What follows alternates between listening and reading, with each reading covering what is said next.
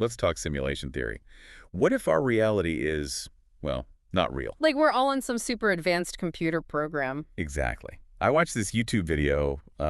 It's called We Live in a Simulation. The evidence is everywhere. All you have to do is look. Catchy title. Right. It's on the channel, The Y Files. And it really got me thinking.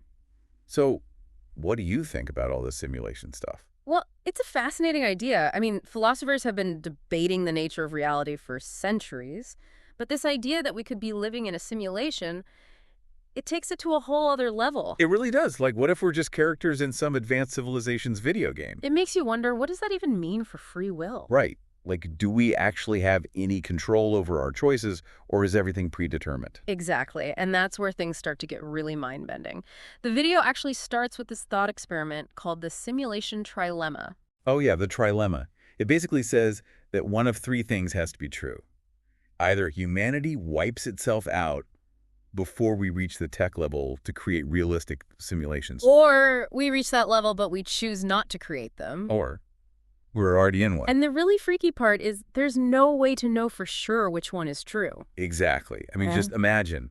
We could be characters in some advanced civilization's video game. The implications are huge. Absolutely. And it's not just science fiction writers who are fascinated by this I idea. don't know, right? Like, Elon Musk has said he thinks there's only a 1 in billions chance that we're in base reality. And Neil deGrasse Tyson has given it a 50-50 chance. Pretty crazy, right? It is. Even the brightest minds can't resist the allure of this idea. It's like it just taps into this fundamental human curiosity about the nature of reality, you know? And the video doesn't just stop at thought experiment. Oh no, it goes much deeper. Like, it tries to point to some real-world evidence that we might be living in a simulation, starting with the Mandela effect. Yeah. The Mandela effect. Okay, so for those who haven't heard of it, basically it's when large groups of people share a memory of something that, according to verifiable evidence, never actually happened. And there are some really striking examples, like how many people remember the Berenstain Bears being spelled Berenstein? Oh my gosh, I totally do. Berenstein. Right. But it's actually Bernstein. No way. I swear I remember it differently. And you're not alone. It's a really common one. Okay, that's creepy. So what's the explanation? Is our memory just that bad? Well, memory is definitely fallible. Our brains are constantly reconstructing memories, influenced by things we've seen, heard, or even just imagined. But the widespread nature of some Mandela effects, it does make you wonder. Right, like, could they be glitches in the simulation? The video definitely leans into that idea. It's definitely a possibility. Okay, so we've got memory glitches. What else? Well, the video goes even bigger. It argues that the universe itself might have signs of being a simulation, starting with the Big Bang. Okay, remind me about the Big Bang. Basically, it's the prevailing scientific theory for how the universe began. The idea is that it all started as an incredibly hot, dense point, and then rapidly expanded over billions of years to become what we see today. Right, so how does that connect to simulation theory? Well, the video uses this really cool analogy. It says it's like someone hit the start button on a massive cosmic computer program, bringing the whole universe into existence. Whoa. I know, right? It even quotes this line, "The universe was just sitting there dormant, then someone somewhere decided to boot up a program." Okay, so maybe the Big Bang was like turning on the simulation. But what came before that, before the program started running? That's the big mystery. And it's one of the things that makes the Big Bang Theory so fascinating. We still don't really know what caused that initial expansion or what existed, if anything, before it. So we don't even know what came before the simulation started. Not really, and that's where things start to get really philosophical. Okay, so the Big Bang could be like the start of the simulation. Ah. What other evidence does the video present? Well, it connects simulation theory to another big cosmic mystery, the Fermi paradox. The Fermi paradox, what's that? So, given the vastness of the universe with its billions of galaxies and trillions of stars, it seems statistically improbable that we're the only intelligent life out there, right? Yeah, it seems like there should be aliens somewhere, right? Exactly. But we haven't found any definitive evidence of them yet. And that's the Fermi paradox. Where is everyone? Okay, I see. So the universe is huge GE, but we haven't found any aliens yet. How does that connect to simulation theory? Well, the video suggests that maybe this simulation is focused on us. Focused on us. Yeah, like we're the main characters and everything else is just background noise. Whoa. Like a video game where they don't render what the player can't see to save processing power. Exactly. It's a pretty mind-blowing thought, right? It is. But if that's true, it raises some big questions. Like, is the rest of the universe even real in that case? Or is it just code waiting to be activated if we ever reach it? That's where things get really metaphysical. What does it even mean for something to be real if it can be simulated so perfectly that we can't tell the difference? I don't even know where to begin with that one. It's a lot to process. Yeah. But I do have one more question about the evidence the video presents. I'm listening. Well, it talks a lot about these mathematical patterns that show up everywhere in nature. Ah, yes. The Fibonacci sequence and the golden ratio. Those are always fun to explore. Okay, remind me, how do those work again? So the Fibonacci sequence is this series of numbers where each number is the sum of the two before it. Like 0 and 1, then 1, 2, 3, 5, 8, and so on. Exactly. And the golden ratio is this special number, about 1.618, that pops up when you compare different parts of the Fibonacci sequence. Okay, I remember now. But what does that have to do with simulation theory? Well, what's fascinating is that these patterns appear not just in abstract math, but in the physical world around us. The video shows examples of them in the arrangement of petals on a flower, the spiral of a seashell, the structure of a galaxy, even the proportions of the human body. I've seen that. It's like this hidden code that underlies everything. Right, and that's the video's point. Everything in nature is math. So is that evidence of an underlying code governing the universe? Or are these patterns just intrinsic to the way reality is structured? Whoa, it's like the Matrix. It really is. And here's where it gets even weirder. The video points out that even attempts to debunk simulation theory can end up supporting it. Wait, what? It's like a paradox. The more we try to disprove it, the more evidence we seem to find that points to its possibility. Okay, now my brain is really hurting. But I am totally hooked. Me too. There's so much more to explore. Well, let's dive even deeper. The video also gets into this really mind-boggling territory, quantum mechanics. Ah, quantum mechanics, the realm of the very, very small, where the laws of physics break down and things start to behave in ways that defy common sense. Right, like the double slit experiment. Exactly. It's one of the cornerstones of quantum mechanics. It demonstrates this thing called wave-particle duality, which basically means that particles like electrons can act like both waves and particles at the same time. Okay, I'm trying to wrap my head around that. Yeah. They fire electrons at a screen with two slits in it, and instead of going through one slit or the other, they create an interference pattern on the other side, like they're waves spreading out. You got it. But here's the really crazy part. If you try to observe which slit each electron goes through, the interference pattern disappears. It's like the act of observing changes how the electrons behave. What? That's so weird. I know, right? It's like the electrons know they're being watched and decide to act differently. That's so trippy. Okay, and then there's entanglement, where two particles are linked, and if you change one, the other changes instantly, even if they're miles apart. How is that even possible? That's the mystery of entanglement. It suggests a level of interconnectedness that challenges our conventional understanding of space and time. It's like they're communicating faster than the speed of light. It really is. And the video's argument is that all this quantum weirdness could be evidence that reality is actually being manipulated by a program at a very fundamental level. Like, maybe we're seeing glitches in the code. Okay, that's kind of freaky. But if we are in a simulation, how could anyone create something so complex with our current technology? It seems impossible. It's definitely a valid question. Simulating a universe as vast and intricate as ours seems way beyond anything we can do right now. Right. But the video mentions Moore's law, which says that computing power has been doubling roughly every 18 months. Yes, Moore's law. If that trend continues, who knows what future technology might be capable of? It's pretty mind-blowing. The video even quotes Elon Musk, who compared it to how video games have evolved from simple pixels to photorealistic worlds in just a few decades. Exactly. Just imagine what we'll be able to create in the centuries to come. Okay, so maybe simulating a universe isn't as impossible as it seems, but then if we are living in a simulation, that opens up a whole other set of questions, starting with, Who created it? yeah, who created it and why? That's the big question, isn't it? Like, if someone out there built this reality, what are they like? Are they watching us? It's definitely a thought-provoking idea. I know, right? Yeah. The video even suggests that maybe the idea of a simulation creator isn't that different from some descriptions of, God. It is an interesting parallel.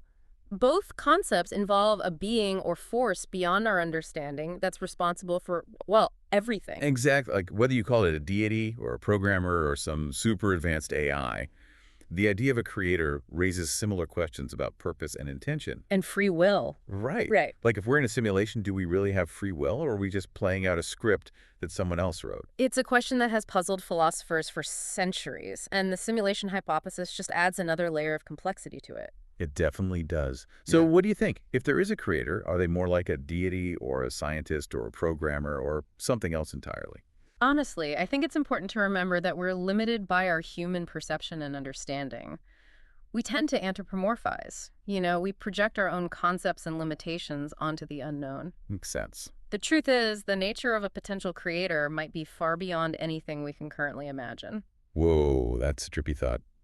But it makes sense. We're trying to wrap our heads around something that might be fundamentally beyond human comprehension. Exactly. And it's okay to not have all the answers. Part of the fun is in the exploration of these ideas. I agree. But I do have another question. If we are in a simulation, does anything we do even matter? Like, are our choices meaningful if we're just lines of code?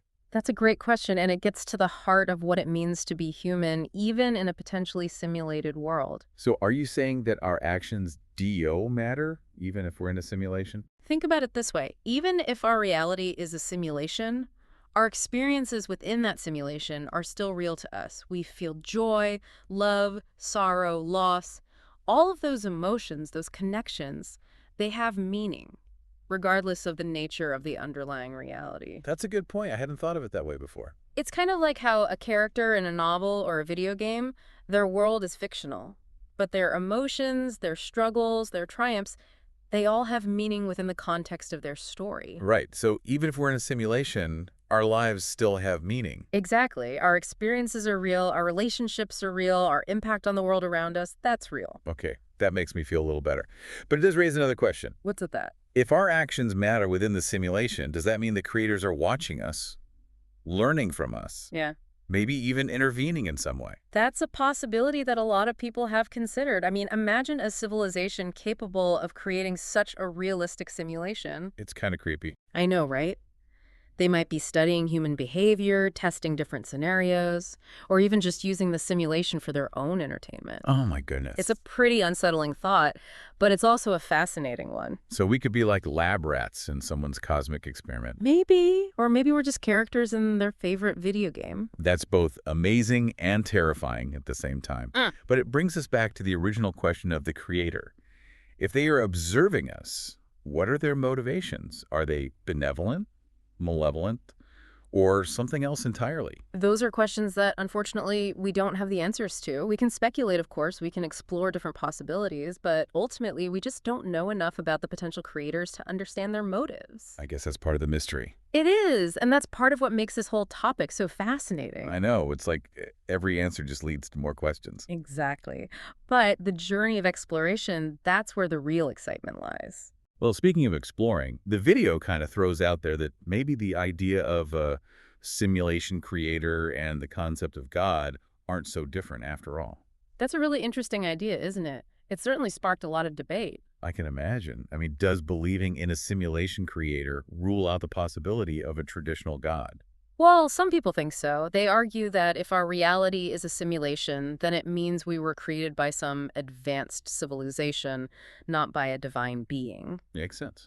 But then there are others who see the two ideas as compatible, right? Right. Some people believe that the simulation creator could actually be God, just, manifested in a different form than we traditionally imagine. Okay, so God could be the ultimate programmer. Potentially. It's certainly a mind-bending thought. It is, and it shows just how many different ways people are interpreting this whole simulation theory thing. It really does, and I think that's what makes this topic so compelling.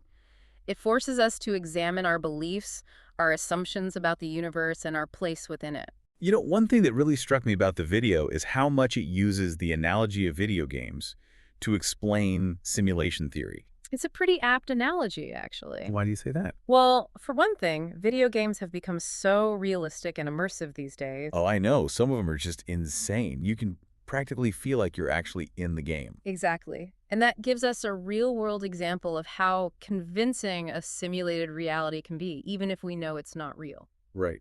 And the video also talked about how the logic of video game design, particularly the need to optimize resources and create efficient rendering techniques, aligns well with some of the arguments for how a simulation of our universe might function. That's another great point. Like, remember the idea that the simulation might only render what we're actually observing to save on processing power? Yeah, that was wild. That makes perfect sense from a video game developer's perspective. They do that all the time to make sure games run smoothly. It's like only the parts of the game that you're actually looking at are rendered in full detail, and everything else is just kind of blurry in the background. Exactly. It's a very clever way to optimize resources. Okay, so the video game analogy helps us understand how a simulation might work. But here's the question that's been bugging me. Lay it on me. If we are living in a simulation, are there glitches? Like the kind of glitches you get in video games? Ooh, now that's an interesting question. I know, right? Like what if there are bugs in the code or ways to manipulate the rules of the simulation? It's a question that has fascinated a lot of people, and the video even mentions a few potential glitches in our reality, Like what? like the Mandela effect. Oh yeah, we talked about that. Right, deja vu. And even, get this, UFO sightings. Wait, UFOs could be glitches in the Matrix? Maybe. Or maybe they're just UFOs. Of course, there are more conventional explanations for all of those things. Right, like faulty memory and stuff like that. Yeah, exactly. But the possibility of a simulated reality does add an extra layer of intrigue to these unexplained phenomena. It's like, are these just random glitches or are they intentional messages from the creators? Now you're getting into some real conspiracy theory territory. I know. But it's fun to think about. Like, maybe those crop circles we keep hearing about are actually messages from the programmers. Maybe they're trying to tell us something. Or maybe they're just messing with us. I guess we'll never know for sure. But it does raise another question. I'm all ears. If there are glitches, can we exploit them? Like, could we hack the simulation? Whoa, now you're talking hacking the Matrix. I know, right? It's like something straight out of a science fiction movie. It is, and it's a question that has captured the imaginations of many. Hmm. Some people believe that certain practices like meditation, lucid dreaming, or even certain altered states of consciousness might give us a way to glimpse behind the curtain of the simulation or even influence its code. It's like those cheat codes you could enter in old video games to give yourself unlimited lives or unlock secret levels. Exactly. Except in this case, the stakes are a little higher. We're talking about manipulating the very fabric of reality. Okay, now we're really getting into mind-blowing territory. It's like we're talking about layers upon layers of reality, each with its own set of rules and possibilities. But it all comes back to that fundamental question. Can we ever know for sure if we're living in a simulation? That's the million-dollar question, isn't it? It is, and honestly, it's kind of frustrating not knowing. I know what you mean. But, even if we can't definitively prove or disprove the simulation hypothesis, the act of engaging with this idea can be incredibly valuable. It can lead us to profound insights about the nature of reality, the limits of our knowledge, and the very essence of what it means to be human. I love that. It's like, even if we don't find the answer, the process of asking the questions is transformative in itself. Absolutely. And it can open up new avenues of inquiry that we might never have considered before. Right, like simulation theory has implications not just for physics and cosmology, but for fields like computer science, neuroscience, and even philosophy. It's amazing, isn't it, how one big idea can have such far-reaching consequences. Okay, my brain is officially full. This has Mm. been an incredible deep dive, and I feel like we've only just scratched the surface. Me too. But that's the beauty of it. There's always more to explore. Speaking of exploring, I want to bring up something the video ends with. It asks, whether you believe in God or you believe in simulation theory, what's the difference? Ooh, that's a tough one. I know, right? It really makes you think. It challenges us to consider the nature of belief, the limits of human understanding, and the possibility that our current worldview might be incomplete. Both concepts, believing in God and believing in a simulated reality, require a certain leap of faith. We can't definitively prove or disprove either one with our current knowledge. Exactly. And maybe the real question isn't about the nature of the creator, but about our relationship to that creator, however we conceive of it. So it's not about who or what created us, but about how we live our lives, knowing that there might be something bigger out there that we don't fully understand. I think that's a beautiful way to put it. Well, I think it's safe to say our listeners' minds are probably blown at this point. It's not every day that you get to question the very fabric of reality. But that's what we do here. We delve into these mind-bending topics and explore the edges of what we know or think we know. It's an adventure, Speaking of adventures, I think we've reached the end of this particular deep dive. Oh, already. I know, I'm sad too. But don't worry, we'll be back next time with another fascinating topic. Until then, keep those brains buzzing. Absolutely. But before we sign off, I want to leave our listeners with one final thought to ponder. I'm listening. If our actions truly have consequences within the simulation, does it really matter if it's real in the ultimate sense? That's a great question to leave everyone with. It really challenges us to reconsider the meaning of authenticity and the importance we place on objective truth. Because even if our reality is a construct, our emotions, our connections, our struggles, our joys, those are all real to us. I think you're right. And maybe, just maybe, that's all that matters. Whoa, deep. I think we need to let that one sink in for a moment. Agreed. Let's just sit with that for a bit. Okay, on that note, we'll leave you with that thought-provoking question to mull over. Huge thanks to you, as always, for joining us on this deep dive into simulation theory. It's been my pleasure. And to our listeners, we hope this has given you a new perspective on the world around you. And maybe even made you question everything you thought you knew about reality. If you're feeling a little mind blown right now, that's perfectly normal. Embrace the confusion. I love it. Okay, we'll see you next time for another adventure into the unknown. And who knows, maybe one day we will have definitive proof, one way or the other. Yeah, maybe we'll wake up and find ourselves plugged into the Matrix. Or maybe we'll create our own simulations. Ooh, that's a whole other can of worms. What would it mean if we could create conscious beings within a simulated world? Right, the ethical implications are huge. But until then, we're left with the mystery. And I think that's okay. I mean, part of what makes this topic so intriguing is the mystery, right? For sure. It sparks curiosity, encourages us to think critically. And forces us to confront some of the biggest questions about existence. Exactly. Questions about consciousness, the nature of reality. And our place in the grand scheme of things. So even if we don't have all the answers, I think the journey of exploring these ideas is incredibly valuable. I completely agree. It's about keeping an open mind and being willing to question our assumptions. Well said. So to our listeners, keep exploring, keep questioning, and never stop being curious. The universe is full of mysteries just waiting to be uncovered. And who knows, maybe we'll stumble upon the answer to the simulation question along the way. Thanks for joining us on this deep dive into simulation theory. We'll see you next time.